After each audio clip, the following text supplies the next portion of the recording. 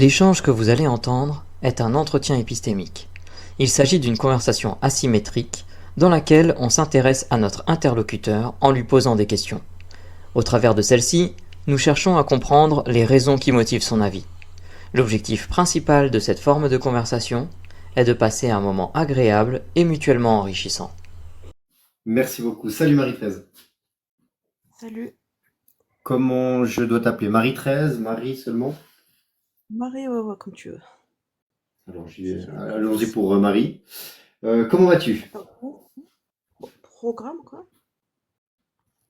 Bon, ça va, merci. Ça va? T'as passé une bonne journée? Ouais, ça va. D'accord. Qu'est-ce que, quel est ton avis sur le sujet du jour, sur la psychanalyse? Est-ce que Ouais, pour bah, toi c'est une... en Oui, fait, dis-moi. je suis tombée sur le live et j'ai cliqué directement sur demande parce que juste par rapport au mot psychanalyse. Mhm. Parce que voilà, c'est quelque chose que je voudrais. Alors, j'accepte les questions, hein. Si tu veux me poser des questions, vas-y. Moi, la psychanalyse, enfin, c'est quelque chose de, c'est un peu compliqué en fait, parce que c'est vrai que quand on en parle comme ça, on sait plus ou moins ce que c'est. Euh, c'est quelque chose qui est. Alors, je sais pas où ça en est, mais je sais qu'il y a. À mon avis, ça a pas dû beaucoup changer, mais en études de psycho ou dans les études d'infirmière ou dans même psychomotricité, etc. C'est quelque chose qui est enseigné et faut comprendre que c'est une théorie. En fait, il y a absolument rien, de rien, de rien, de rien, ni de près ni de loin, euh, avec de la science. Alors que normalement, les autres on va dire les autres formes de psychologie, c'est basé sur des études scientifiques. La psychanalyse n'a rien donc en ça, oui, il y a écrit est-elle une secte? Oui, c'est une secte. On y rentre.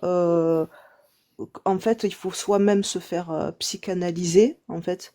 Et en gros, donc pendant des années, voilà. Et puis après, on connaît des gens, et puis après, on rentre dans le petit cercle, voilà.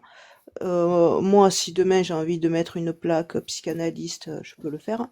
Mais c'est même pas moi, à la limite, ça serait secondaire, et ça serait peut-être une perte de temps de parler de ça, Mhm. euh, par rapport au ravage, en fait, aujourd'hui, quotidien, que ça fait sur des milliers de personnes, en fait. D'accord. Moi, Alors, c'est ça qui alors me... si tu es d'accord, je vais déjà reformuler ce que tu m'as dit jusque-là pour voir si j'ai bien compris ton avis, ton opinion ou tes opinions sur la psychanalyse. Donc tu m'as dit que la psychanalyse, c'est une théorie qui n'est pas du tout scientifique. C'est quelque chose, tu l'as qualifié de secte.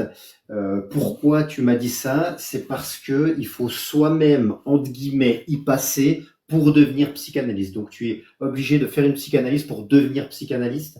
Et pour toi, c'est en ça que c'est une secte.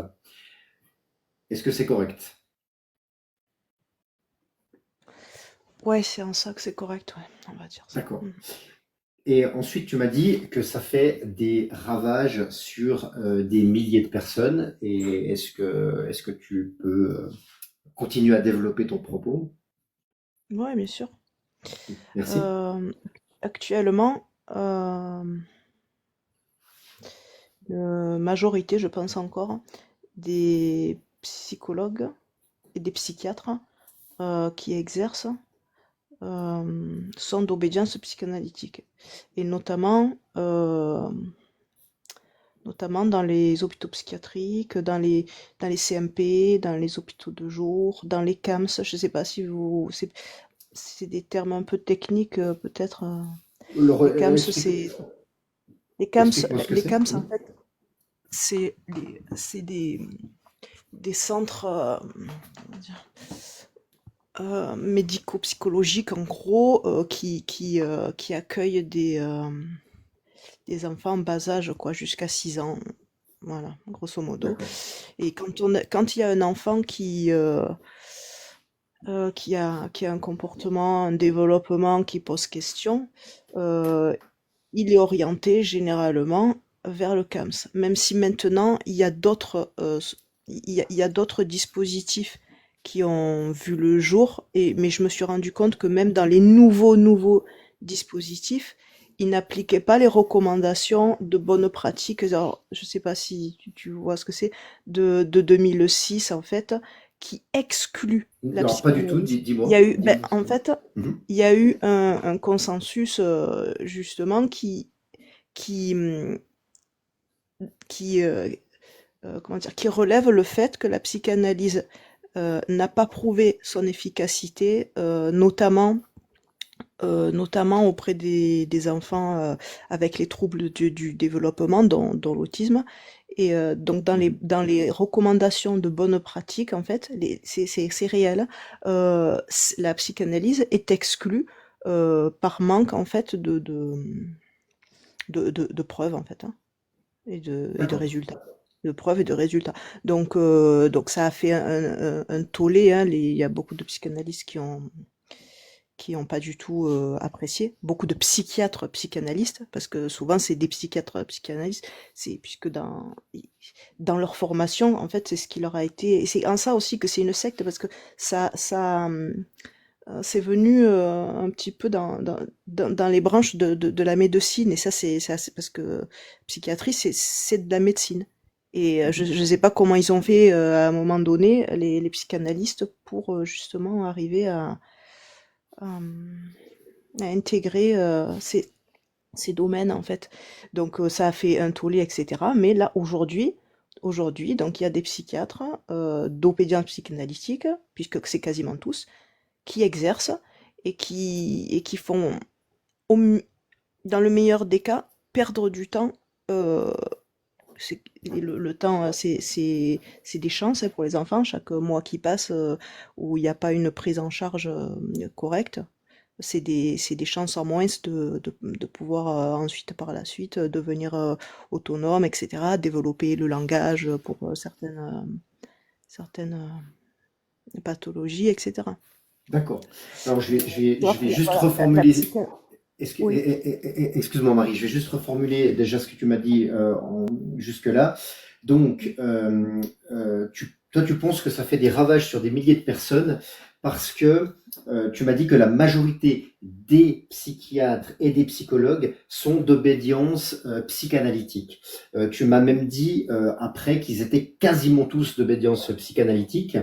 Et ça fait des ravages notamment dans les CAMS. Tu m'as dit qu'ils sont des centres médico-psychiatriques pour les enfants, alors qu'il y a un consensus de 2006 qui indique que la psychanalyse n'a pas de bénéfice scientifique prouvé et que donc on ne devrait pas les recommander ni pour des enfants ni pour d'autres personnes.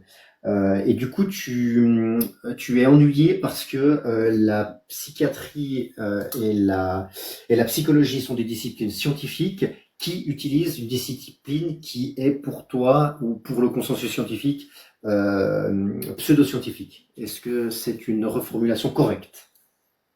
Oui, après j'ai cité le CAMS parce que ça concerne les 0-6 ans, mais c'est partout, hein, c'est pas, Mhm. c'est dans les hôpitaux psychiatriques, etc. T'as pris un exemple du coup.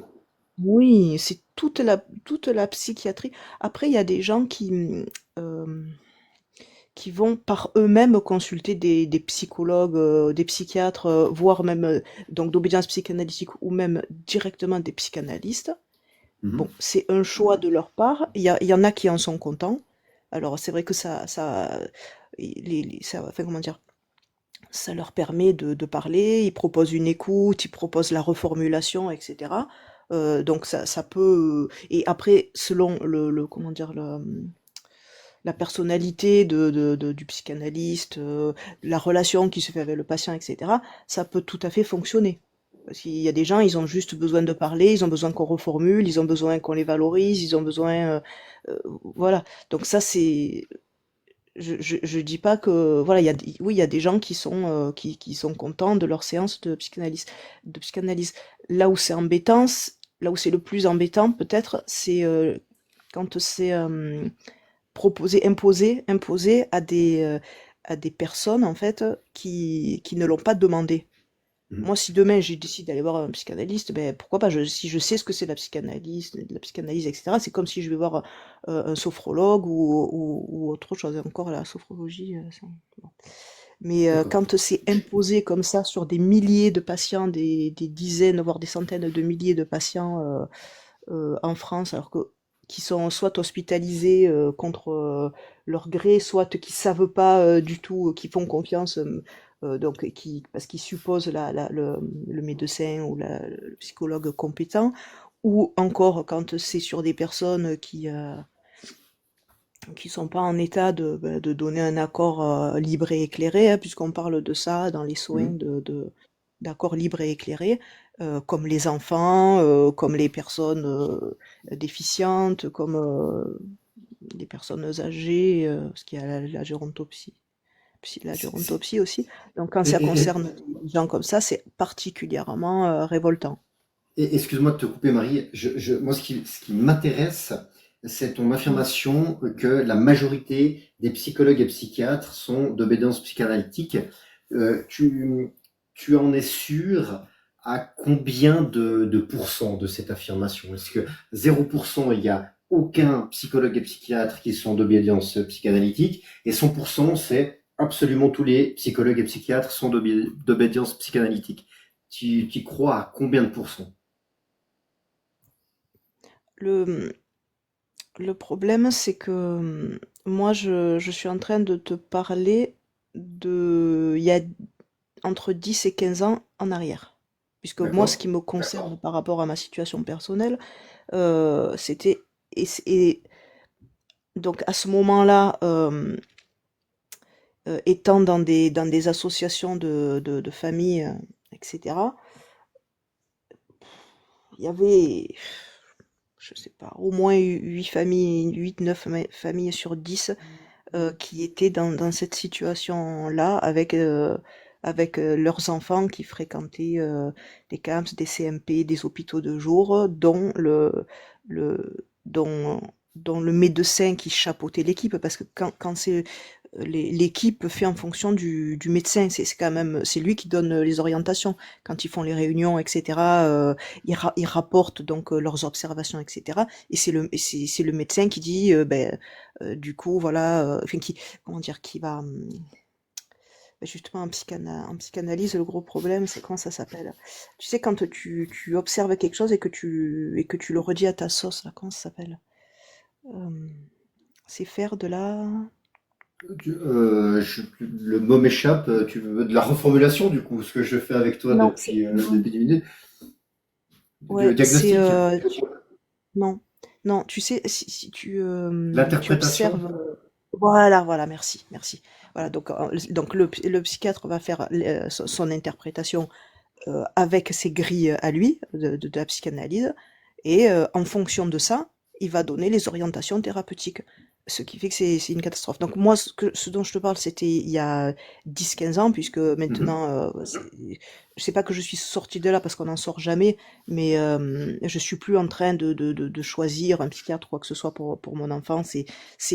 Il s'est un peu éloigné de ça et voilà. Et maintenant, le psychiatre, il le voit que en gros, pour le traitement médicamenteux. Bon, c'est différent. Mais voilà, c'est vrai que ça a été extrêmement compliqué. Après, je n'ai pas je peux pas te donner des chiffres, j'ai pas trop envie de m'avancer.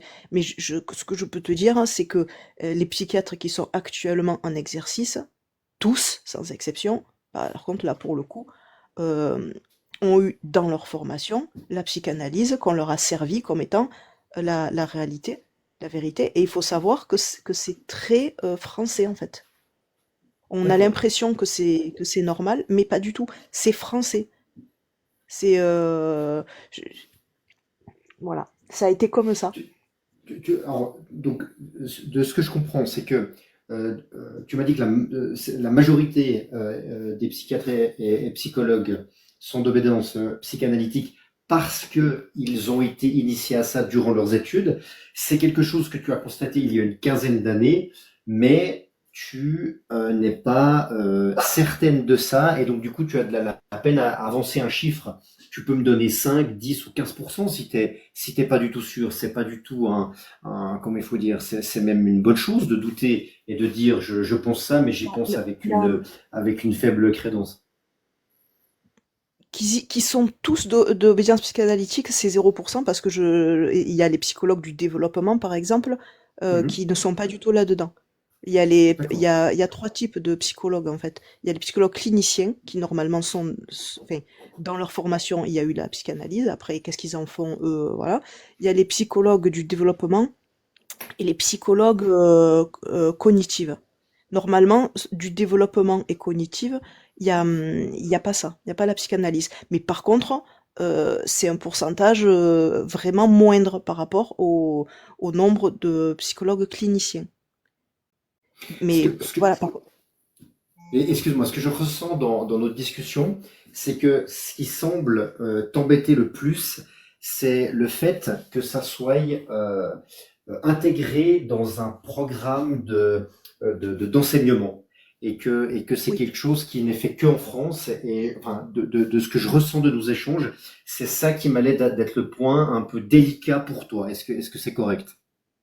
Oui, c'est délicat par rapport aux répercussions, déjà parce que ça a pas lieu d'être, et en plus par rapport aux répercussions que ça a, les Mhm. psychiatres qui sortent avec ça, et ensuite ça imprègne, quand ils sont dans les services, ça imprègne tout le service, puisque voilà, un infirmier par exemple, ou un éducateur qui va s'occuper d'un patient ou d'un enfant, il va dire, ah ben tiens, il va rapporter si, les comportements qu'on va pas comprendre ou qu'on va pas réussir à gérer, etc. On va le reporter au médecin qui, lui, va donner ses explications et son interprétation avec la grille de la psychanalyse qui sont complètement, voilà, c'est une théorie comme moi je peux pondre une théorie. Il faut savoir que Freud, il a eu très très peu déjà de patients dans sa vie. Les patients qu'il a eu c'était ses proches, voire sa famille. Ça repose vraiment sur son, comment dire, j'allais dire sur son vécu, oui, sur son vécu professionnel, quoi, en fait, hein. Mais sans Mhm. plus, sans plus. D'accord. C'est, Et voilà, quand, après, il y a eu d'autres psychanalystes qui ont pris le relais, qui ont écrit d'autres, voilà, qui ont fait eux leurs propres observations, il y en a qui ont rattaché ça avec Freud, il y en a qui se sont éloignés, comme Carl Jung, hein, où lui, il a fait son, voilà, après il est parti, mais à la base, c'est juste des observations, ça ne suffit pas en fait d'accord. ça suffit pas. Il faut faire des études, au minimum voilà. Et comment tu sais que c'est systématiquement, ou disons, très fréquemment enseigné durant les études des psychiatres et des psychologues? Parce que la personne qui a monté, comment dire, le dossier contre les psychanalystes. Alors, il faudrait que, est-ce que tu connais Sophie Robert? Pas du tout. Elle a été attaquée en justice par les psychanalyses. Au départ, ils ont gagné. Elle a fait appel et finalement, elle a gagné. Elle a fait tout un dossier contre eux et notamment euh, un film, enfin un court-métrage avec des témoignages où elle est allée justement. Alors, ça vaut vraiment le coup de le voir. Euh, Mhm. enfin, c'est édifiant. Donc, ça s'appelle Le Mur. Faut juste taper Sophie Robert, Le Mur. Et, euh, et donc, elle est allée interroger plein de psychanalystes et on voit les dingueries, littéralement, hein, qui disent, c'est impressionnant. Donc, et elle a fait des recherches vraiment, justement, elle est allée chercher au niveau des enseignements, etc. Et j'ai lu, en fait, elle est journaliste, hein, donc ses conclusions. Et oui, ben, il y a ça. Et puis il y a aussi notre vécu de tous les parents d'enfants autistes. Quand enfin, moi, je l'ai vécu. À chaque fois qu'il changeait de psychologue, on me servait les mêmes bêtises. Les psychiatres, ça se voyait moins, mais c'était, voilà, parce il y avait par-dessus un petit discours médical qui faisait un peu mieux passer la pilule. Tous les psychomotriciennes, il en a eu un paquet, hein, c'était voilà, c'était l'enveloppement du corps, c'est des choses que tout le monde peut se rendre compte que ça n'a pas de sens en fait. Tu connais D'accord. le packing, par Et- exemple, es- c'est une Alors, pratique. excusez-moi oui, les amis, je suis désolé Proggy, j'ai essayé de t'alerter. On a largement dépassé les 20 minutes, il me semble. Donc ouais, il y a du on est à monde qui attend 19 pour les minutes. prochains entretiens. Ouais, je suis désolé. Non, non, y a pas de souci. Je suis désolé, Marie, j'ai mal géré le chronomètre. Non, non, mais y a pas de- Euh, non, c'est moi qui... j'ai beaucoup aimé discuter avec toi. Je vais demander à John, Russell ou Galactic s'ils ont une question à emporter pour toi, Marie. Ouais, alors la question à emporter, Marie, c'est une question qu'on va te poser, qui n'apporte pas de réponse tout de Ouais. suite, même si tu l'as. Si tu l'as, tant mieux. Si tu l'as pas, c'est justement l'occasion d'y réfléchir après. Donc moi, j'en ai une à te proposer. En début d'entretien, tu as dit que pour toi, c'était vraiment une secte, la psychanalyse. Et selon toi, quelles sont les 5 meilleures choses qui définissent une secte que tu retrouves dans la psychanalyse? Je ne sais pas si tu as compris ma question. Oui, j'ai compris. Merci. J'ai compris. John, Merci. Galactic, vous avez une question à emporter? J'ai pas de questions pour cette fois. Non. Galactique? Gal- Et le temps qu'il Apparemment, fasse le voyage ouais. retour intergalactique, c'est Oui, compliqué, c'est long, hein. effectivement. Il est Deux en plein années-lumière, ça passe transfert. long. Écoute Marie, je te remercie beaucoup pour cette discussion. Je voulais encore te demander comment tu t'es sentie pendant cet entretien. Oh, très bien, tout va bien. Ma- Magnifique. Bah écoute, c'était pareil pour moi. J'ai eu beaucoup de plaisir à discuter avec toi. Je te remercie beaucoup et je te souhaite une bonne fin de dimanche. Merci à vous Marie, aussi.